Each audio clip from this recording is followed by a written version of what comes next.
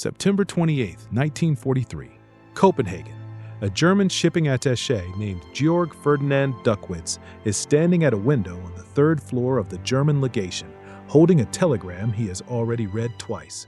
It isn't addressed to him, and it doesn't ask for his opinion. It's administrative, almost boring. It's signed by Werner Best, Germany's top civilian official in occupied Denmark, and it tells Berlin's decision in plain bureaucratic language. On the night of October 1st into the 2nd, every Jew in Denmark is to be arrested, marched to the harbor, and loaded onto ships bound east, man, woman, child, all of them, roughly 7,800 people, 4 days from now. Duckwitz has lived in Copenhagen for 4 years. He knows the harbor below this window and the men who work it. He knows the synagogue a few streets over, where a rabbi leads a congregation descended from families the Danish king invited into the country 300 years ago, and promised in writing they would be safe. He knows that in 96 hours, a piece of paper is going to turn this city into a crime scene, and that if he does nothing, it will. He picks up the phone. He calls a man named Hans Hedtoft, chairman of Denmark's Social Democratic Party. And what happens in the next 4 days will become the only time in the entire war that an occupied population saved almost the whole of its Jewish population from the Holocaust. It won't begin with a resistance cell.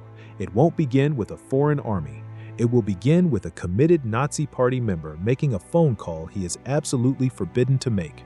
To understand why it worked, you have to understand what made Denmark different before any of this happened. When German troops crossed the border in April of 1940, the Danish government made a cold calculation. Fighting was hopeless against a much larger army, but surrendering without conditions was a line they wouldn't cross, so they negotiated instead. The king stayed on his throne. Parliament kept meeting. Danish law kept applying to everyone in the country, including its Jewish citizens. When Germany suggested Danish Jews wear a yellow star, the way Jews were forced to in every other occupied country, Denmark simply refused. The story goes that King Christian X said if Jews had to wear the star, he would wear one first. Nobody can prove he said it. It doesn't matter. What matters is that Danes believed he had, without a second of doubt, and that tells you what you need to know about how this country saw its Jewish population. Not as a separate group, as Danes, neighbors by name. That arrangement held for 3 years. By the summer of 1943, it was collapsing. Sabotage was rising. Berlin was losing patience, and on August 29th, Germany dissolved the Danish government outright and declared martial law. Werner Best received new orders: begin preparing the deportation. Best argued it was a mistake, that the Danes wouldn't stand for it. Berlin overruled him, and somewhere in that argument the plan leaked. The most likely source was the man standing at the window with the telegram. Duckwitz had joined the Nazi Party in 1932. Not reluctantly, he'd believed in it, but 4 years of living among the people he was now being ordered to help arrest had changed something in him. He'd already flown to Berlin once to argue against the operation and been ignored. He'd flown to Stockholm to see if Sweden would intervene and found the diplomacy too slow. Now the clock had 4 days left on it, and he made a different kind of decision. He called Hedtoft and told him everything: the date, the method, the number, ships already sitting in the harbor waiting to be loaded. Hedtoft got word to the head of Copenhagen's Jewish community, who alerted the acting chief rabbi, a man named Marcus Melchior. The next morning, the eve of Rosh Hashanah, Melchior stood in front of his congregation, canceled the service, and told everyone in the room to go home, gather what they could carry, and disappear, and to tell every Jewish family they knew to do the same before sundown. What happened over the next several days had no commander and no master plan.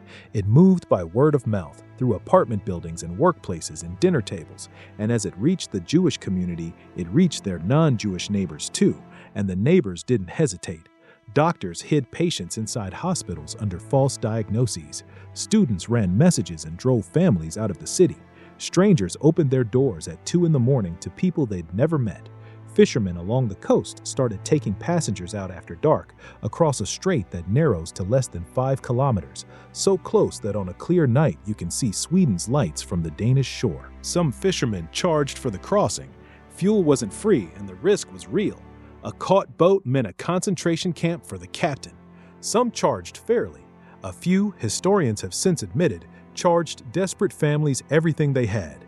Jewish organizations and resistance cells scrambled to raise money on the other side, so families who'd been cleaned out by one boatman could still buy passage on the next one. It wasn't a clean story. It was a true one, which is rarer.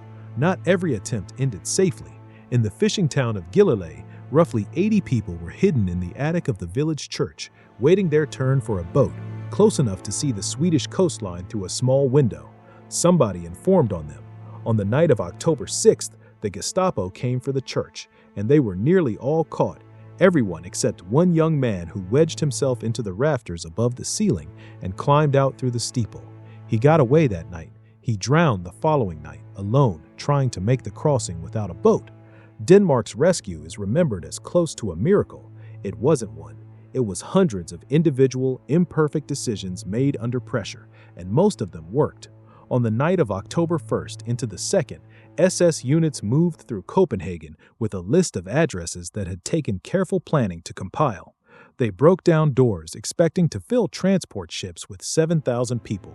What they found, address after address, was empty rooms, unmade beds, dishes still in the sink, a life stopped mid-sentence and nobody left to explain it. Out of roughly 7,800 Danish Jews, the Germans caught fewer than 500.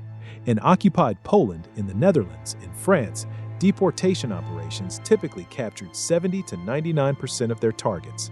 In Copenhagen, on the night it mattered most, the SS caught around 7%.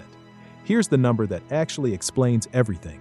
Across occupied Europe, the average Jewish survival rate under Nazi deportation was roughly 25%, and far worse in Poland. In Denmark, it was 99%. Not because Denmark had a coastline nobody else had. The Netherlands had one too, and a neutral neighbor nearby, and still lost 250,000 Jews. Denmark's number was different because nobody had ever successfully convinced its population that their Jewish neighbors were anything other than their neighbors. That's the whole mechanism. Every other occupied country spent years building the idea of a separate category before deportation ever became efficient. A star sewn onto a coat, a law here, a rumor there, because you cannot easily remove people everyone still recognizes as their own. Denmark never built that idea, so when the order came, there was nothing to activate. The Danish police refused to help. All through the fall of 1943, they declined to force entry into Jewish homes and looked the other way when they found people hiding.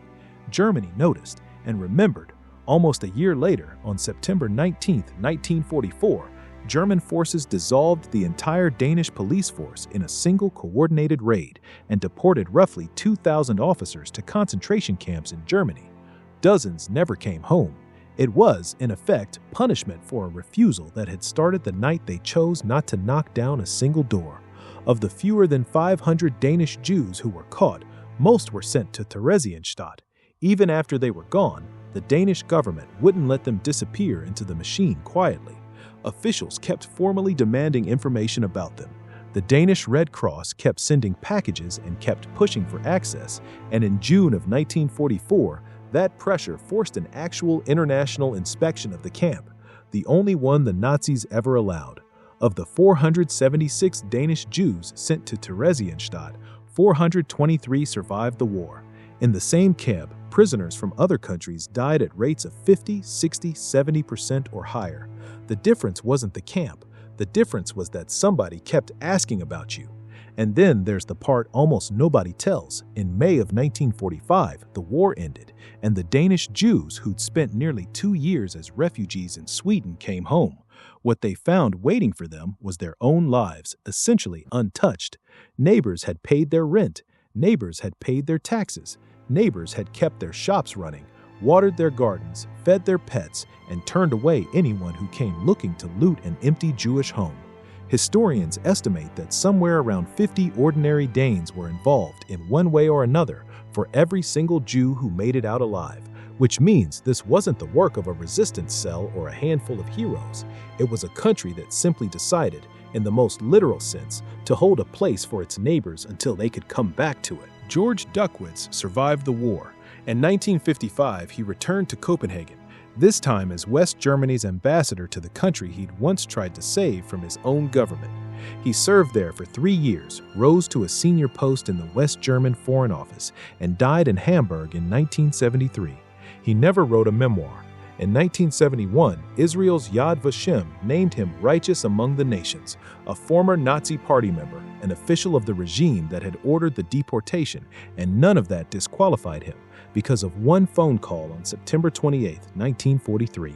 Hans Hedtoft, who took that call, became Prime Minister of Denmark in 1947 and served until his death in office in 1955.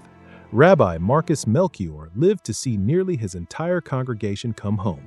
The Germans arrived in Denmark with a machine that had worked everywhere else, a machine that depended entirely on getting people to see their neighbors as a category instead of as neighbors. In Denmark, the category never took. The SS stood in empty apartments in October of 1943 and couldn't explain what had gone wrong. The truth was never complicated. A community had simply decided that a community is something you defend. And 2 years later, when the people came home, that community was still there, holding the door open exactly where they'd left it. Subscribe if you want the next one, and tell me in the comments where you're watching from, or about anyone in your own family this history touched. Those stories deserve to be told too.